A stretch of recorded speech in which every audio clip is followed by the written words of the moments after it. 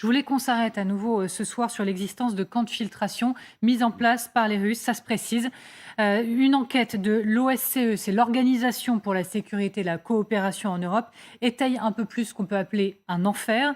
Il s'agit en gros de traque d'Ukrainiens, de tri des Ukrainiens, d'interrogatoires si ce n'est pas de torture. Il y aurait 13 camps, vous verrez le détail dans un instant, peut-être même 20 selon certains.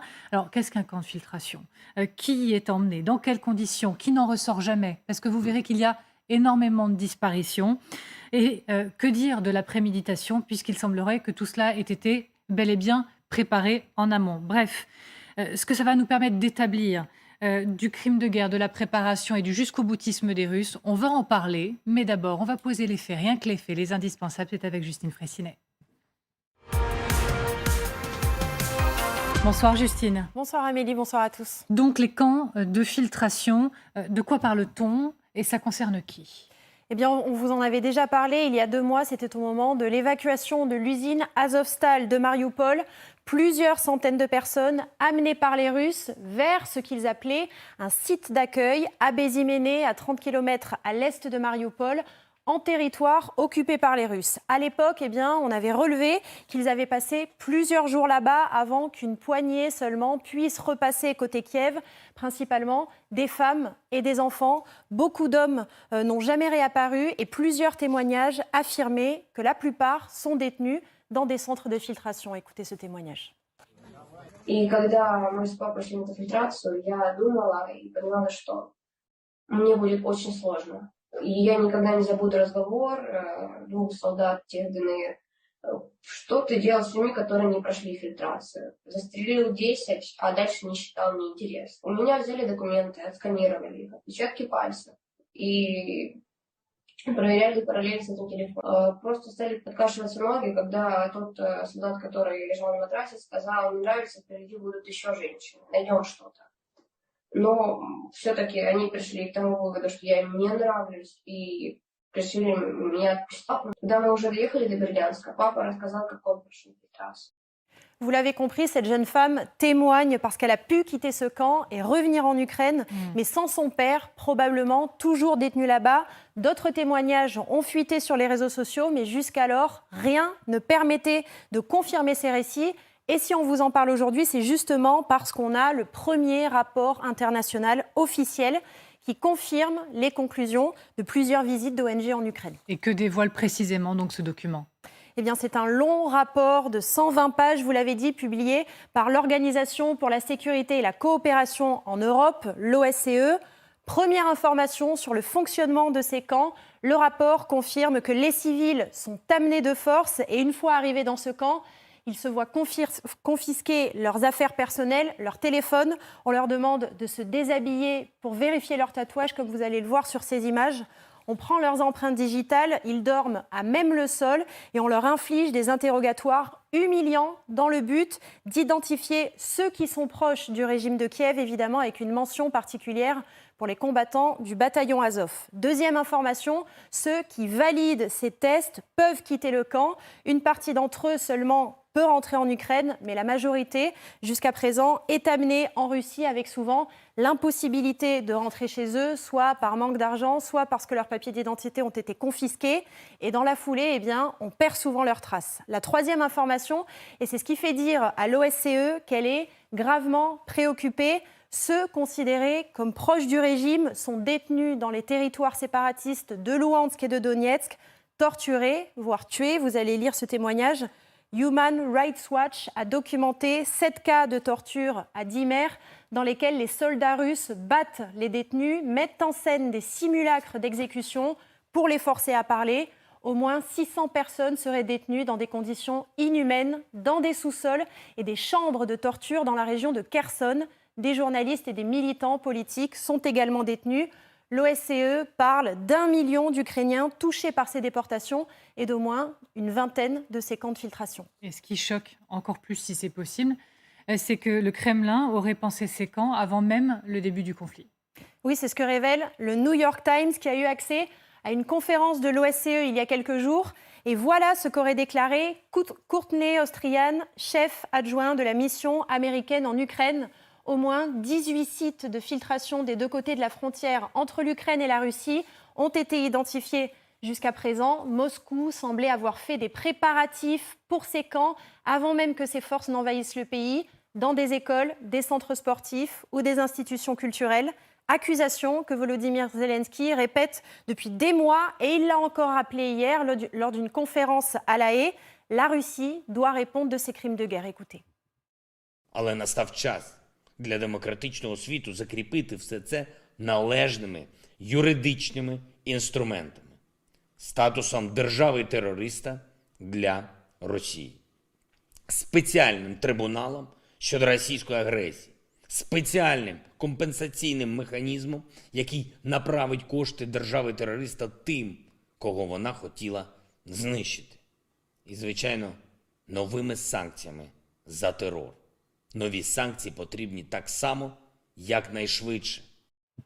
Merci beaucoup, Justine, et je remercie beaucoup les équipes derrière ce travail, comme tous les soirs. Merci beaucoup. François Hesbourg, oui, je vous voyais aussi déjà réagir vivement, même pendant c'est indispensable. Pourquoi ? D'abord, j'attire l'attention sur le caractère très remarquable du rapport lui-même, à savoir que l'OSCE, c'est une organisation à laquelle appartiennent tous les États européens et d'Asie centrale, y compris la Russie.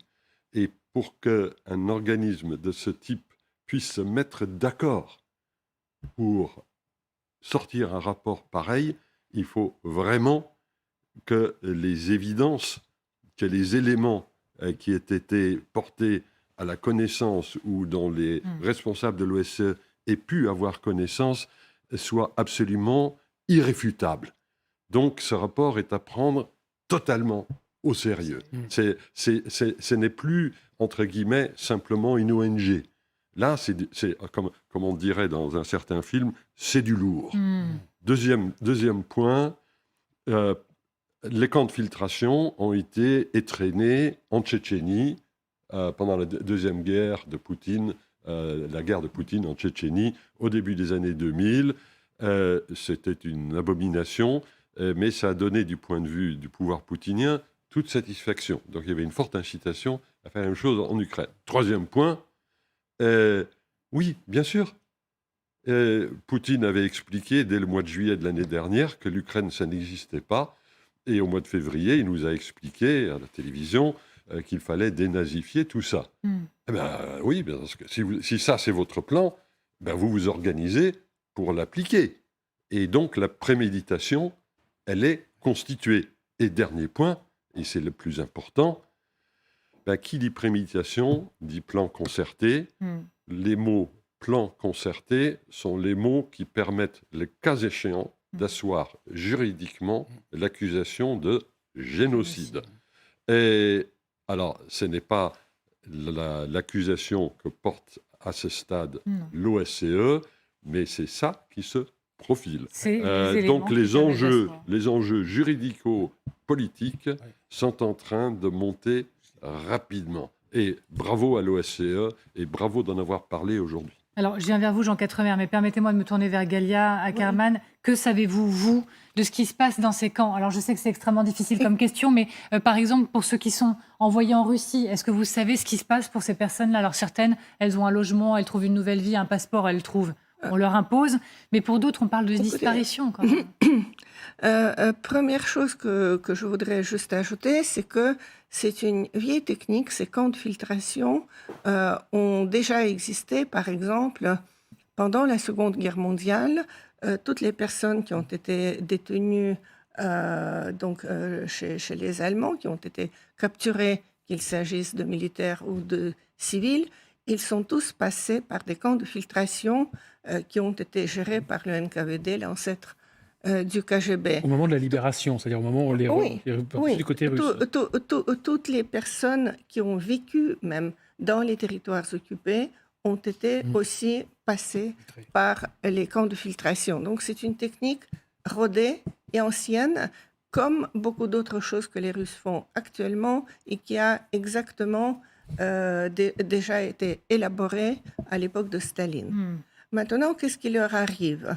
Il y a un livre qui a été publié il y a quelques mois en France, avec un titre un peu bizarre, le journaliste Encan, qui parle de l'expérience d'un journaliste qui a été arrêté à Donetsk et qui a passé presque 3 ans dans une prison qui pratiquait la torture systématique parce qu'on préparait les dossiers, comme à l'époque stalinienne,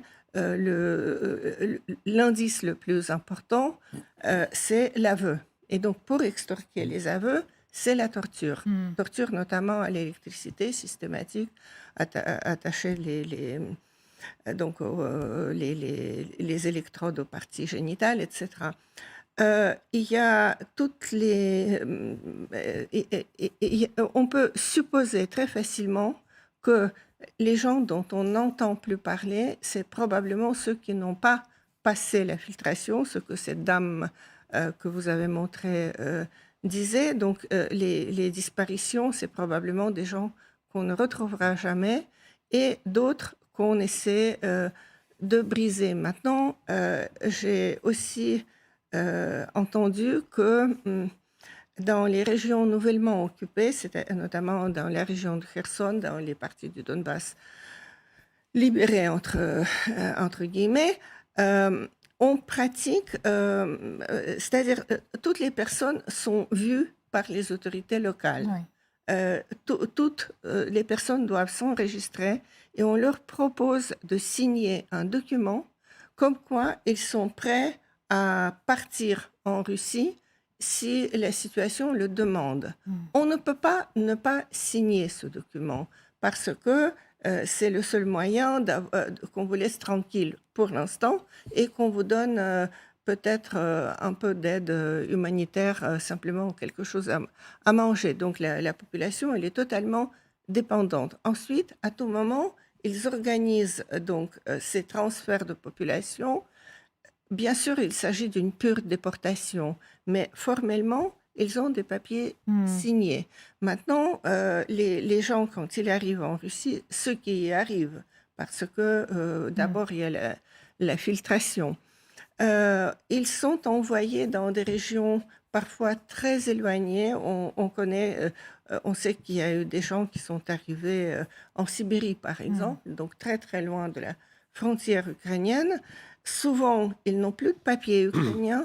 Souvent, les enfants sont séparés, pas tellement de leur mère, mais il y a aussi beaucoup de situations où, par exemple, l'enfant se trouvait avec une tante, avec une grand-mère, etc. Donc, ces enfants sont systématiquement séparés de leur famille. Ils sont donnés à l'adoption. On leur donne des documents russes. Et bien sûr, quand il s'agit surtout de jeunes enfants, d'ici quelque temps, ils auront probablement tout oublié. Donc, la Russie règle là plusieurs problèmes. D'une part, elle a un grave problème démographique et c'est une population supplémentaire. D'autre part, on dilue la population potentiellement rebelle, on déporte et probablement l'étape suivante sera aussi l'envoi des Russes pour occuper les régions occupées, pour s'y installer. Voilà ce qu'on peut dire aujourd'hui. Oui, mais c'est beaucoup. Il y a beaucoup à dire justement aujourd'hui sur ce point-là. Je voulais rebondir sur l'intentionnalité et donc la question du crime contre l'humanité. Ce qui est intéressant, c'est que le crime contre génocide. Et le génocide. J'ai cité les deux. Le crime contre l'humanité, ça vise des personnes. Le génocide, ça vise un peuple, c'est général. Les deux juristes, c'est intéressant, qui ont inventé ces deux notions, qui ont servi au tribunal de Nuremberg en 1945. Ce sont des juristes qui venaient de Lviv, actuellement en Ukraine. C'est très intéressant de voir que l'origine des mots viennent de juristes qui ont connu à la fois les soviétiques, puis aussi les nazis, et qui ont réussi à s'enfuir et à survivre. Pourquoi est-ce que l'intentionnalité, là, je pense, est prouvée? Ce qui est très curieux, c'est que dès le départ, la violence à l'égard des civils a été totale. On l'a vu dans la banlieue de Kiev. Les viols, les assassinats, les viols vraiment pour destiner, c'est pas seulement le viol du soudard après 6 mois de guerre qui en peut plus et qui rentre dans une maison et qui viole quelqu'un. Non, là c'était manifestement organisé en vue de détruire. Et d'ailleurs, ce que disaient les soldats aux femmes qui étaient violées, c'était on va t'empêcher d'avoir des enfants, on va t'empêcher de te reproduire. Et donc l'intention je termine mon raisonnement, Ouais. c'est que l'intention qui est derrière ça, c'est quoi? C'est d'effacer le peuple ukrainien. C'est ça qui est en jeu. Donc, on a dû chauffer, avant qu'ils partent, les soldats, leur dire... Servez-vous sur la bête, il faut éliminer les Ukrainiens, on ne peut pas les sauver, il faut vraiment s'en débarrasser et il va falloir effectivement les déporter parce que les déportations de masse, c'est un vieux truc soviétique. Hein, on les a vus déporter les peuples qui, par exemple en Crimée, ont été déportés à travers toute l'Union soviétique et on les a petit à petit comme ça effacés. Je rappelle toujours dans l'histoire, parce que je suis un fan d'histoire, qu'en 1939, au moment où l'Union soviétique était alliée de l'Allemagne nazie, et ils se sont donc partagés la Pologne, je vous rappelle que la première chose qu'ont fait les troupes soviétiques, et c'était préparé en amont, ça a été de tuer l'ensemble des officiers polonais de l'armée polonaise. Katyn. Pourquoi? C'était Katyn, qu'on a pendant très longtemps accusé les soviétiques les nazis d'avoir fait, alors que c'était un crime soviétique, parce que ça permettait justement de tuer toute l'élite intellectuelle. Il y a eu plusieurs mots, là. On a les camps. On sait que vous avez évoqué le mot de déportation. C'est ce que dit Volodymyr Zelensky, une déportation. Mais si j'entends bien, après on devra avancer. Mais le mot de purification ou d'épuration ethnique, visiblement, pourrait On a employé peut-être... les mots plus lourds. On a employé le mot crime contre l'humanité. Ou même et génocide. le mot génocide. Et surtout la question que vous posiez, qui était celle de la préméditation Voilà. et du plan concerté. Général. Ça va très au-delà de ce que vous avez décrit, justement, madame. Vous l'avez très bien décrit, mais ce que l'OSCE nous montre Oui. et ce que nous dit le président Zelensky, ça va très au-delà des formes, j'allais dire presque douces, de déportation et d'arrachement. Puisque Général, on parlait d'histoire et de passion d'histoire, je rappelle que pour le président Poutine, le grand exemple, c'est la Grande Guerre patriotique. C'est ça. Or, tout ceci s'est passé pendant la Grande Guerre patriotique, C'est ça. sauf que l'URSS était du côté des vainqueurs, et donc on n'en a pas parlé. Ouais. Les viols, les déportations, les transferts de population. Je rappelle simplement l'incident de Kaliningrad. Kaliningrad, c'est une ville allemande dont toute la Königsberg. population a été exportée et on l'a remplacée par une population russe. Donc, si vous voulez, tout ceci est arrivé pendant la Grande Guerre patriotique, sauf que l'Union soviétique étant du côté des vainqueurs, on n'en a plus parlé. Voilà. Le problème, c'est que là, la Russie est dans une situation complètement différente et elle applique les mêmes méthodes. Voilà. Donc, la question, c'est, à la suite du rapport de l'OSCE et des organisations, que va-t-il être fait contre ces méthodes qui ont 80 ans à peu près d'âge? Ouais. Voilà. Et Alors, ils auraient dû être jugés. Alors- Non, mais je veux dire, l'URSS aurait dû être jugée Bien sûr. en 1945 pour crime de guerre. On aurait dû les envoyer à Je vous Nuremberg. entends, Jean Quatremer, C'est ça mais qui est vous grave. connaissez mon impératif à moi, c'est le rôle ingrat d'être la maîtresse des horloges, donc je dois m'y tenir absolument. Général Trinquant, je vous laisse juste un peu la main, parce que c'est vrai qu'il y a eu un bombardement à Vinnytsia, et c'est un bombardement qui interpelle, qui fait beaucoup réfléchir ces dernières heures. Déjà, le bilan, il est lourd, 23 morts, selon les autorités, 71 personnes hospitalisées, des blessés sur place, qui ont été soignés sur place. Mais surtout, cette ville, elle se situe à 750 km à peu près du front. Beaucoup s'interrogent en se disant mais pourquoi frapper si loin du front? Est-ce que c'est à nouveau un message de Poutine pour dire Ukrainiens, que vous soyez près du front ou loin du front, vous ne serez jamais à l'abri, on vous le rappelle régulièrement. Depuis, la Russie a fait savoir qu'ils ont tenté de frapper une réunion d'Ukrainiens avec Non. des fournisseurs d'armes. Que faut-il comprendre? Alors, le premier point, vous avez raison. Où que vous soyez en Ukraine, vous êtes susceptible d'être frappé. Et là, ce sont des missiles, je crois, qui ont été envoyés par des sous-marins. Et donc, une bordée de missiles qui frappent loin du front. De toute façon, toute l'Ukraine est sujette à des bombardements. Ça, c'est le premier point. Le deuxième point, c'est qu'il y ait une réunion d'état-major ou une réunion quelconque au milieu de la population civile. La Russie s'en fout complètement. Tant pis pour les civils qui sont autour. Nous, on frappe dedans.